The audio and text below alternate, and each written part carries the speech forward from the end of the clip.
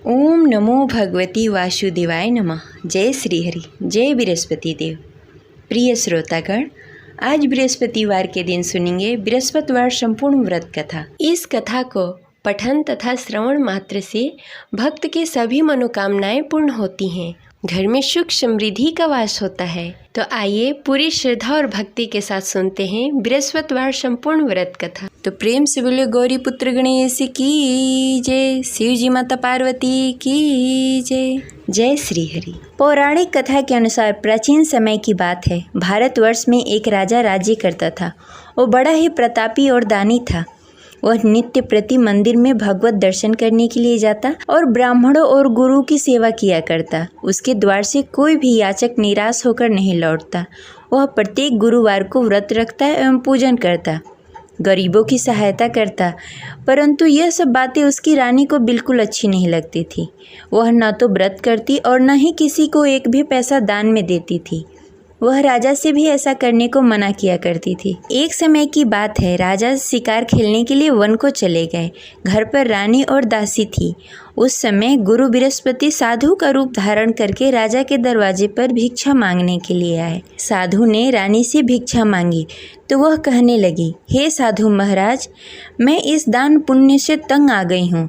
इस कार्य के लिए तो मेरे पति ही बहुत हैं। अब आप ऐसी कृपा करें कि सारा धन नष्ट हो जाए तथा मैं आराम से रह सकूं। साधु रूपी बृहस्पति देव ने कहा, हे देवी, तुम तो बड़ी ही विचित्र हो। संतान और धन से कोई दुखी नहीं होता, इसको सभी चाहते हैं। पापी भी धन और पुत्र की इच्छा करता है। अगर तुम्हारे पास धन अधिक है तो भूखे मनुष्यों को भोजन करवाओ, प्याव लगवाओ, ब्राह्मणों को दान दो, धर्मशाला बनवाओ, कुआं, तालाब, बावड़ी, बाग, बगीचे आदि का निर्माण कराओ तथा निर्धन कुंवारी कन्याओं का विवाह करवाओ। साथ ही यज्ञ करो। इस प्रकार के कर्मों से आपके कुल का और आपका नाम परलोक में भी सार्थक होगा एवं तुम्हें स्वर्ग की प्राप्ति होगी। परंतु रानी साधु की इन बातों से खुश नहीं हुई। उसने कहा, हे साधु महाराज, मुझे ऐसी धन की आवश्यकता नहीं है जिसे मैं अन्य लोगों को दान में देती फिरूं, जिसको रखने और संभालने में भी मेरा सारा वक्त निकल जाए। साधु ने कहा, हे देवी, यदि तुम्हारी ऐसी ही इच्छा है तो जैसा मैं तुम्हें बताता हूँ वैसा करना। बृहस्पतिवार के दिन आंगन को गोबर से लीपना और अपने केशों को पीली मिट्टी से धोना। केशों को धोते समय स्नान करना। राजा से कहना कि वो हजामत कराए। भोजन में मांस मदिरा खाना। कपड़े धोबी को धोने के लिए देना। इस प्रकार 7 बृहस्पतिवार को करने से तुम्हारा सारा धन नष्ट हो जाएगा। यह कहकर साधु महाराज रूपी बृहस्पति देव अंतर्ध्यान हो गए। रानी ने साधु के कहने के अनुसार 7 बृहस्पतिवार तक वैसा ही करने का विचार किया। साधु के बताए हुए कार्य करते हुए केवल 3 ही बृहस्पतिवार बीते कि उसकी सारी संपत्ति नष्ट हो गई। भोजन के लिए भी 2 समय परिवार तरसने लगा तथा सांसारिक भोगों से दुखी रहने लगा। तब राजा रानी से कहने लगा कि हे रानी, तुम यहाँ पर रहो, मैं दूसरे देश जा रहा हूँ। क्योंकि यहाँ पर मुझे सभी मनुष्य जानते हैं, इसलिए मैं यहाँ कोई कार्य नहीं कर सकता। मैं अब परदेश जा रहा हूँ, वहाँ कोई काम धंधा करूँगा, शायद हमारे भाग्य बदल जाए। ऐसा कहकर राजा परदेश को चला गया। वो वहाँ जंगल से लकड़ियाँ काट कर लाता और शहर में बेचता। इस तरह जीवन व्यतीत करने लगा। इधर राजा के बिना रानी और दासी दुखी रहने लगी। किसी दिन भोजन मिलता और किसी दिन जल पीकर ही रहना पड़ता। एक दिन रानी और दासी को भोजन किए बिना 7 दिन व्यतीत हो गए। तो रानी ने अपनी दासी से कहा, हे दासी, यहाँ पास के नगर में मेरी बहन रहती है। वह बड़ी ही धनवान है। तुम उसके पास जाओ और वहाँ से 5 सेर बेजल मांग के लाओ, जिससे कुछ समय के लिए गुजारा हो जाएगा। दासी रानी की बहन के पास गई। रानी की बहन उस समय पूजा कर रही थी। बृहस्पतिवार का दिन था। दासी ने रानी की बहन से कहा, हे रानी, मुझे आपकी बहन ने भेजा है, मुझे 5 सेर बेजल दे दो। दासी ने यह बात अनेक बार कही, परंतु रानी की बहन ने कोई उत्तर नहीं दिया, क्योंकि वह उस समय बृहस्पतिवार का कथा सुन रही थी। जब दासी को रानी की बहन की कोई उत्तर नहीं मिला तो वह बहुत ही दुखी हुई। उसे क्रोध भी आया। वह लौटकर रानी से बोली, हे रानी, आपकी बहन बहुत ही घमंडी है। वह छोटे लोगों से बात नहीं करती। मैंने उससे कहा, उसने कोई उत्तर नहीं दिया। मैं वापस चली आई। रानी बोली, हे दासी, उसमें उसकी कोई गलती नहीं है। जब बुरे दिन आते हैं तब कोई असहारा नहीं देता। अच्छे बुरे का पता विपत्ति में ही लगता है। जो ईश्वर की इच्छा होगी वही होगा। यह सब हमारे भाग्य का दोष है। उधर रानी की बहन ने सोचा कि मेरी बहन की दासी आई हुई थी, परंतु मैं उससे नहीं बोली, इससे वह बहुत दुखी हुई होगी। अतः कथा सुन बृहस्पति भगवान का पूजन समाप्त करके अपनी बहन के घर गई और कहने लगी, हे बहन, मैं बृहस्पतिवार का व्रत कर रही थी। तुम्हारी दासी हमारे घर आई थी, परंतु जब तक हम कथा सुनते हैं तब तक हम लोग न उठते हैं न किसी से बातें करते हैं, इसलिए मैं नहीं बोली। कहो दासी क्यों गई थी? रानी बोली, बहन, हमारे घर अनाज नहीं था। वैसे तुमसे कोई बात छिपी नहीं है, इस कारण मैंने दासी को तुम्हारे पास 5 सर बेजल के लिए भेजा था। रानी की बहन बोली, बहन देखो, बृहस्पति भगवान सबकी मनोकामनाएं पूर्ण करते हैं। देखो, शायद तुम्हारे घर में कहीं अनाज रखा हो। यह सुनकर दासी घर के अंदर गई। वहाँ से उसे एक घड़ा बेजल का भरा हुआ मिल गया। उसे बड़ी हैरानी हुई क्योंकि उसके एक एक बर्तन देख लिया था। उसने बाहर आकर रानी को बताया। दासी अपने रानी से कहने लगी, हे रानी, देखो, वैसे हमको जब अन्न नहीं मिलता तो हम रोज ही व्रत करते। अगर इनसे इस व्रत की विधि और कथा पूछ ली जाए तो हम भी इस व्रत को किया करेंगे। दासी के कहने पर रानी ने अपनी बहन से बृहस्पतिवार के व्रत के बारे में पूछा। उसकी बहन ने बताया, हे रानी बहन, बृहस्पतिवार को सूर्योदय से पूर्व उठकर स्नान आदि से निवृत्त होकर बृहस्पतिवार का व्रत करना चाहिए, लेकिन उस दिन सिर नहीं धोना चाहिए। बृहस्पतिवार के व्रत में चने की दाल और मुनक्के से विष्णु भगवान और केले के वृक्ष की जड़ की पूजन करनी चाहिए तथा दीपक जलाएं। उस दिन एक ही समय भोजन करें। भोजन पीले खाद्य पदार्थ का करें तथा कथा सुनें। इस प्रकार करने से गुरु भगवान प्रसन्न होते हैं और अन्न पुत्र धन देते हैं। इस प्रकार व्रत और पूजन की विधि बताकर रानी की बहन अपने घर को लौट गई। रानी और दासी दोनों ने ही निश्चय किया कि वे बृहस्पति भगवान का पूजन जरूर करेंगी। 7 दिन बाद जब बृहस्पतिवार आया तो दोनों ने व्रत रखा। घुड़सार में जाकर चना और गुड़ बीन लाई तथा उसकी दाल से केले की जड़ में विष्णु भगवान का पूजन किया। अब भोजन कहाँ से आए? दोनों बड़ी ही दुखी हुई, परंतु उन्होंने व्रत किया था, इस कारण बृहस्पति देव भगवान प्रसन्न थे। वे एक साधारण व्यक्ति के रूप में 2 थालों में सुंदर पीला भोजन लेकर आए और दासी को देकर बोले, हे दासी, यह भोजन तुम्हारे और रानी के लिए है, तुम दोनों करना। दासी भोजन पाकर बड़ी ही प्रसन्न हुई और रानी से बोली, रानी जी, भोजन कर लो।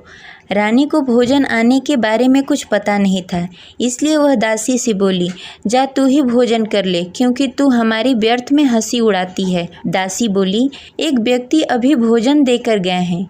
रानी कहने लगी, वह भोजन तेरे लिए दे गए होंगे, तू ही भोजन कर ले। दासी ने कहा, वह व्यक्ति हम दोनों के लिए भोजन की थाली लेकर आए हैं, इसलिए मैं और आप दोनों ही साथ भोजन करेंगी। फिर दोनों ने गुरु भगवान का नमस्कार किया और भोजन प्रारंभ किया। उसके बाद से वे प्रत्येक बृहस्पतिवार को गुरु भगवान का व्रत और पूजन करने लगी। बृहस्पति भगवान की कृपा से उसके पास धन हो गया, परंतु रानी फिर पहले की तरह आलस्य करने लगी। तब दासी बोली, देखो रानी, तुम पहले भी इस प्रकार का आलस करती थी। तुम्हें धन को रखने में कष्ट होता था, इस कारण सभी धन नष्ट हो गए। अब गुरु भगवान की कृपा से धन मिला है तो फिर तुम्हें आलस्य होता है। बड़ी मुसीबतों के बाद हमने यह धन पाया है, इसलिए हमें दान पुण्य करना चाहिए। तुम भूखे मनुष्यों को भोजन कराओ, प्याव लगवाओ, ब्राह्मणों को दान दो, कुआं, तालाब, बावड़ी आदि का निर्माण कराओ, मंदिर पाठशाला बनवाओ, दान दो, कुंवारी कन्याओं का विवाह करवाओ। धन को शुभ कार्यों में खर्च करो, जिससे तुम्हारे कुल और यश बढ़े तथा स्वर्ग की प्राप्ति हो और पितृ प्रसन्न हो। दासी की इन बातों को मानकर रानी ने इसी प्रकार का कार्य करना प्रारंभ कर दिया, जिससे उसका काफ़ी यश फैलने लगा। एक दिन रानी और दासी आपस में विचार करने लगी, न जाने राजा किस दशा में होंगे, उनकी कोई खोज खबर नहीं है। गुरु भगवान से उन्होंने प्रार्थना की और भगवान ने रात्रि में राजा को स्वप्न में कहा, हे राजा, उठ, तेरी रानी तुझे याद करती है, अब अपने देश को लौट जा। राजा प्रातःकाल उठकर जंगल से लकड़ियाँ काटकर लाने के लिए जंगल की ओर चल पड़ा। जंगल में गुजरते हुए वह सोचने लगा, रानी की गलती से कितने दुख भोगने पड़े। राजपाट छोड़कर जंगल में आकर रहना पड़ा। जंगल में लकड़ियां काटकर उन्हें बेचकर गुजारा करना पड़ा। उसी समय उस जंगल में बृहस्पति देव साधु के रूप में प्रकट हुए और राजा से पूछने लगे, हे लकड़हारे, तू इस सुनसान जंगल में किस चिंता में बैठा है, मुझे बताओ। यह सुनकर राजा के नेत्रों में जल भर आया और साधु की वंदना कर बोला, हे प्रभु, आप सब कुछ जानते हैं। इतना कहकर राजा ने साधु को अपनी संपूर्ण कहानी सुनाई। महात्मा तो स्वभाव से ही दयालु होते हैं। वे राजा से बोले, हे राजा, तुम्हारी रानी ने बृहस्पति देव के प्रति अपराध किया था, जिसके कारण तुम्हारी यह दशा हुई। अब तुम किसी प्रकार की चिंता मत करो, भगवान तुम्हें पहले से भी अधिक धन देंगे। देखो, तुम्हारी पत्नी ने बृहस्पतिवार का व्रत करना प्रारंभ कर दिया है। अब तुम भी बृहस्पतिवार के दिन व्रत रखो। चने की दाल और गुड़ जल के लोटे में डालकर केले के पत्ते में विष्णु भगवान का पूजन करो। फिर कथा कहो या सुनो, भगवान तुम्हारी सब मनोकामनाएं पूर्ण करेंगे। साधु को प्रसन्न देखकर राजा बोला, हे प्रभु, मुझे लकड़ी बेचकर इतना पैसा भी नहीं बचता जिससे भोजन करने के उपरांत कुछ बचा सकूं। मैंने रात्रि में अपनी रानी को व्याकुल देखा। मेरे पास कोई साधन नहीं जिससे समाचार जान सकूं। फिर मैं बृहस्पतिवार की कौन सी कहानी कहूं या सुनूं, मुझको तो कुछ भी मालूम नहीं है। साधु ने कहा, हे राजा, तुम किसी बात की चिंता मत करो। बृहस्पतिवार के दिन तुम रोजाना की तरह लकड़ियां लेकर शहर जाओ।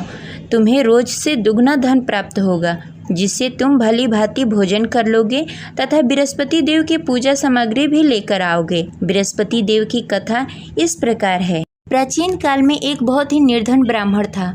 उसके घर में कोई संतान नहीं थी। वह नित्य प्रति पूजा पाठ करता, परंतु उसकी स्त्री बहुत ही मलिनता के साथ रहती।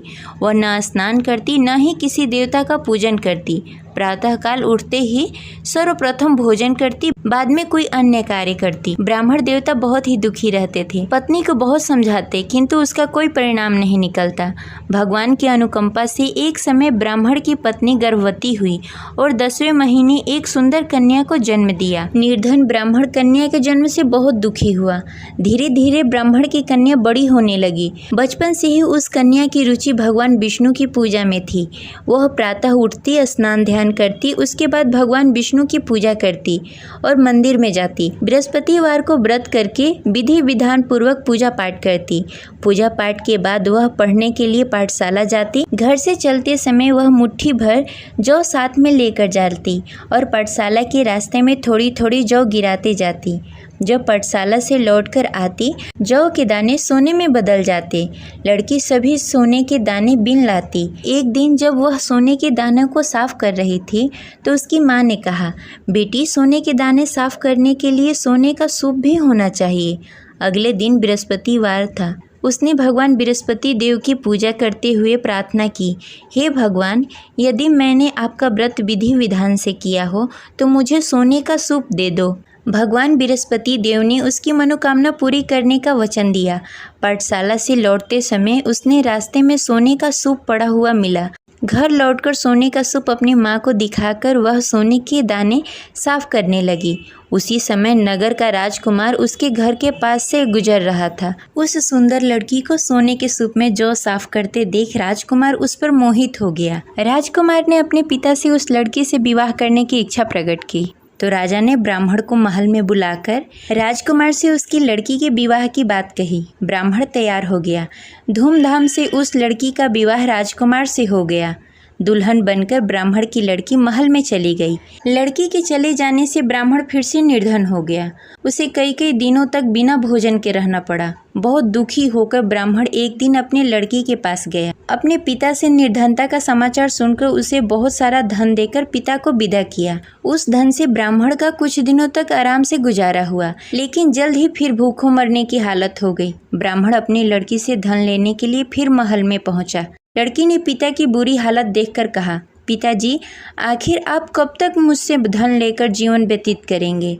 आप कोई ऐसा उपाय क्यों नहीं करते जिससे आपका घर धन धान से भर जाए? ब्राह्मण ने कहा, मैंने तेरी माँ को बहुत समझाने की कोशिश की, पर उसकी समझ में कुछ नहीं आता। उसकी फुहरता नष्ट हो तब तो घर की निर्धनता दूर हो। तब कुछ सोचकर लड़की ने पिता से कहा, पिताजी, आप कुछ दिनों के लिए माँ को मेरे पास छोड़ जाओ। तब कुछ सोचकर ब्राह्मण ने पत्नी को लड़की के पास महल में छोड़ दिया। लड़की ने अपनी माँ से कहा, माँ तुम कल प्रातः उठकर स्नान आदि करके भगवान विष्णु की पूजा करना। पूजा करने से तुम्हारी निर्धनता अवश्य दूर हो जाएगी। लेकिन उसकी माँ ने उसकी कोई बात नहीं मानी। तब क्रोधित होकर लड़की ने अपनी माँ को एक कक्ष में बंद कर दिया। सूर्योदय के समय माँ को उठाकर जबरदस्ती उसे स्नान आदि करवाया। फिर मंदिर में ले जाकर भगवान बृहस्पति देव की पूजा करवाई। कुछ दिनों तक ऐसा करने से माँ की बुद्धि में कुछ परिवर्तन हुआ और वह स्वयं बृहस्पतिवार का व्रत रखने लगी। उसके व्रत करने से ब्राह्मण के घर की निर्धनता दूर हो गई और भगवान विष्णु की अनुकंपा हुई और दोनों पति पत्नी धन संपत्ति पाकर आनंद पूर्वक जीवन व्यतीत करते हुए विष्णु धाम को चले गए। लकड़हारा बने राजा ने उस साधु से भगवान विष्णु देव की यह कथा सुनकर बृहस्पतिवार का व्रत करना शुरू कर दिया और भगवान विष्णु की पूजा करने लगा। उस दिन से उसके सभी क्लेश दूर हो गए। लेकिन अगले बृहस्पतिवार को कामकाज में अधिक व्यस्त होने के कारण उसने भगवान बृहस्पति देव का व्रत नहीं किया। भगवान बृहस्पति देव लकड़हारे से क्रोधित हो गए और उसे भूल की सजा दी। उस दिन नगर के राजा ने नगर में घोषणा करके सबको सूचित किया कि प्रत्येक नागरिक मेरे महल में भोजन करने आए। जो नहीं आएगा उसे अपराधी मानकर भारी दंड दिया जाएगा। लकड़हारा बने राजा ने उस नगर के राजा की घोषणा तो सुनी, लेकिन जंगल से लकड़ी काटकर लाने और उसे बेचने में देरी हो जाने के कारण वह समय पर महल में भोजन करने नहीं पहुंच सका। अतः राजा के सैनिक लकड़हारे को पकड़कर महल में ले गए। राजा ने उसे महल के एक कक्ष में बैठाकर भोजन कराया। उस कक्ष में एक खुट्टी पर रानी का सोने का हार लटका हुआ था। लकड़हारा अकेला उस कक्ष में भोजन कर रहा था। तभी उसने एक आश्चर्यजनक घटना देखी। देखते ही देखते वह खुटी हार को निगल गई। थोड़ी देर बाद जब राजा ने हार को गायब देखा तो लकड़हारे को कारावास में डाल दिया। लकड़हारा मन ही मन अपने भाग्य को कोसने लगा। तभी उसे जंगल में मिले साधु का स्मरण हुआ। थोड़ी देर में भगवान बृहस्पति देव सन्यासी के रूप में उसके सामने प्रकट हुए और कहा, हे लकड़हारे, तूने भगवान बृहस्पति देव की पूजा नहीं की, इसी कारण तुम्हें कष्ट हो रहा है। लेकिन अब चिंता मत करो, बृहस्पतिवार के दिन कारागार के दरवाजे पर तुम्हें कुछ पैसे पड़े हुए मिलेंगे। उन पैसों से भगवान बृहस्पति देव का व्रत करके उनकी पूजा करोगे तो तुम्हारे सारे दुख दूर हो जाएंगे। फिर बृहस्पतिवार के दिन दरवाजे पर पड़े पैसे राजा को मिले, जिससे उसने चने की दाल, गुड़, मुनक्का मंगाकर भगवान बृहस्पति देव की कथा कही और व्रत किया, जिससे भगवान बृहस्पति देव प्रसन्न होकर उस नगर के राजा को स्वप्न में लकड़हारे को मुक्त करने को कहा। सुबह राजा ने आकर अपने कक्ष में देखा कि खूंटी पर हार टंगा हुआ है। राजा ने लकड़हारे को मुक्त कर दिया, उसे धन और आभूषण देकर विदा किया। लकड़हारा बना राजा उस नगर से चलकर अपने नगर की तरफ चल दिया। जब राजा अपने नगर में पहुंचा तो उसने देखा उस नगर में कुएं, धर्मशाला, बाग बगीचे देखकर बहुत प्रसन्न हुआ। राजा ने किसी से पूछा, ये कुएं, धर्मशाला किसने बनवाए? सबने उसे बताया कि ये सब रानी और दासी ने बनवाए हैं। राजा जब महल में पहुंचे तो रानी ने उनका भव्य स्वागत किया। तब राजा ने निश्चय किया कि सप्ताह में एक बार तो सभी बृहस्पतिवार का व्रत तथा पूजन कर सकते हैं, परंतु मैं प्रतिदिन व्रत किया करूँगा तथा दिन में 3 बार कथा कहूँगा। अब राजा हर समय दुपट्टे में चने की दाल बांधकर रखते तथा दिन में 3 बार बृहस्पतिवार का कथा कहते। कुछ दिनों के बाद राजा को अपनी बहन की याद आई। एक दिन घोड़े पर सवार होकर राजा अपनी बहन से मिलने के लिए चल दिया। अभी राजा नगर के बाहर ही पहुंचा था कि उसने देखा कि कुछ लोग एक 100 को ले जा रहे हैं। राजा को स्मरण हुआ कि आज उसने किसी को बृहस्पतिवार का व्रत कथा नहीं सुनाया। राजा ने उन लोगों से रोककर कहा, भाइयों, आप 100 ले जाने से पहले मुझसे बृहस्पतिवार का कथा सुन लो। लोगों ने राजा पर क्रोधित होते हुए कहा, तुम पागल तो नहीं हो? लेकिन कुछ बड़े बुजुर्ग लोगों ने कहा, अच्छा भाई, तुम साथ में चलते चलते अपनी कथा भी सुनाते रहो। राजा ने चलते चलते आधी ही कथा सुनाई थी कि 100 हिलने लगा। राजा की पूरी कथा समाप्त होते ही 100 उठकर बैठ गया। लोगों ने हैरानी से दांतों तले उंगली दबाई और अगले बृहस्पतिवार को भगवान बृहस्पति देव का व्रत करने व कथा सुनने का निश्चय कर लिया। अब घोड़े पर सवार होकर राजा चलते हुए एक किसान के पास पहुंचा। किसान अपने खेत में हल चला रहा था। राजा ने कहा, अरे भाई, मुझसे बृहस्पतिवार का कथा सुन लो। किसान झुंझलाकर बोला, अरे भाई, देख नहीं रहे, जितनी देर मैं तुम्हारी कथा सुनूंगा उतनी देर में तो पूरी खेत में हल चला लूंगा। राजा निराश होकर चला गया। तभी किसान का बैल लड़खड़ा के गिर गया और किसान के पेट में भी जोरों से दर्द होने लगा। जब उसकी पत्नी वहां आई तब उसने पूछा कि क्या हुआ। किसान ने घुड़सवार की पूरी कहानी सुनाई कि पत्नी दौड़ती हुई राजा के पास पहुंची और हाथ जोड़कर बोली, भैया मैं तुम्हारी कथा सुनने के लिए तैयार हूँ। राजा ने उसके साथ खेत पर पहुंचकर बृहस्पतिवार की कथा सुनाई। तभी बैल भी उठकर खड़ा हो गया और किसान के पेट का दर्द भी तुरंत ठीक हो गया। राजा वहां से अपने घोड़े पर सवार होकर अपने बहन के घर पहुंचा। तब राजा की वहां बहुत आव भगत हुई। अगले दिन सुबह उठकर राजा ने देखा घर के सभी लोग भोजन कर रहे हैं। किसी भूखे को बृहस्पतिवार का कथा सुनाए बिना राजा कभी भोजन नहीं करता था। उसने बहन से कहा, बहन क्या घर में कोई ऐसा व्यक्ति है जिसने भोजन नहीं किया हो? उसकी बहन ने बोला, भैया हमारे घर तो क्या, आपको पूरे नगर में कोई ऐसा व्यक्ति नहीं मिलेगा जिसने सुबह सुबह भोजन नहीं किया हो। तब राजा ने बहन के घर से निकलकर उस नगर में बिना भोजन किए हुए व्यक्ति की तलाश करनी शुरू की। एक गडेरिये के घर में उसका बेटा बीमार होने के कारण भूखा रह गया था। राजा ने उसको जाकर बृहस्पतिवार का कथा सुनाया। कथा सुनते सुनते गडेरिये की बेटे की बीमारी भी ठीक हो गई।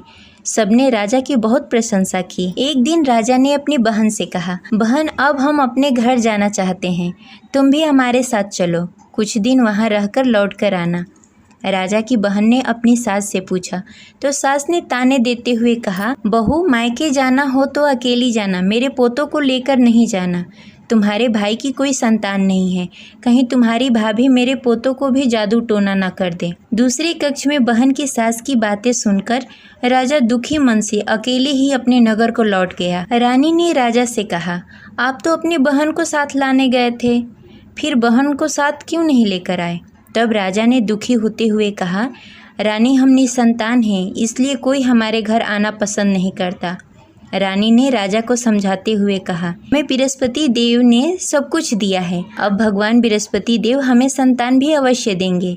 बृहस्पतिवार को विधि पूर्वक व्रत करते हुए राजा और रानी ने भगवान बृहस्पति देव से संतान के लिए प्रार्थना की। कुछ दिनों के बाद ही रानी गर्भवती हो गई। 10वें महीने रानी ने एक सुंदर बालक को जन्म दिया। राजा रानी जीवन पर्यंत बृहस्पतिवार का व्रत करते रहे। उनके घर में धन धान्य की वर्षा होती रही। इस तरह अनंत पूरक जीवन यापन करते हुए राजा रानी भगवान बृहस्पति देव की अनुकंपा से मोक्ष को प्राप्त हो गए। बृहस्पतिवार को विधि पूर्वक व्रत करके जो स्त्री पुरुष भगवान विष्णु की पूजा करते हैं उनकी सभी मनोकामनाएं पूर्ण होती है। जय बृहस्पति देव। अब सुनेंगे बृहस्पति देव की आरती। ओम जय बृहस्पति देवा, ओम जय बृहस्पति देवा, छिन छिन भोग लगाऊं कदली फल मेवा। ओम जय बृहस्पति देवा, तुम पूर्ण परमात्मा, तुम अंतर्यामी, जगत पिता जगदीश्वर, तुम सबके स्वामी। ओम जय बृहस्पति देवा, चरणामृत निज निर्मल, सब पातक हरता, सकल मनोरथ दायक, कृपा करो भरता। ओम जय बृहस्पति देवा, तन मन धन अर्पण कर, जो जन शरण पड़े, प्रभु परगट तब हो कर, आकर द्वार खड़े। ओम जय बृहस्पति देवा, दीन दयाल दयानिधि, भक्तन हितकारी, पाप दोष सब हरता, भव बंधन हारी।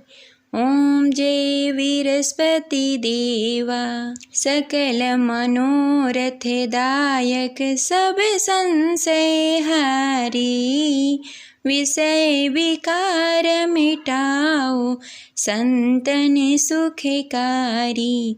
ओम जय बृहस्पति देवा, जो कोई आरती तेरी प्रेम सहित गावे, ज्येष्ठानंद आनंद कर सो निश्चय पावे। ओम जय विरस्पति देवा, प्रभु जय विरस्पति देवा। जय विरस्पति देव।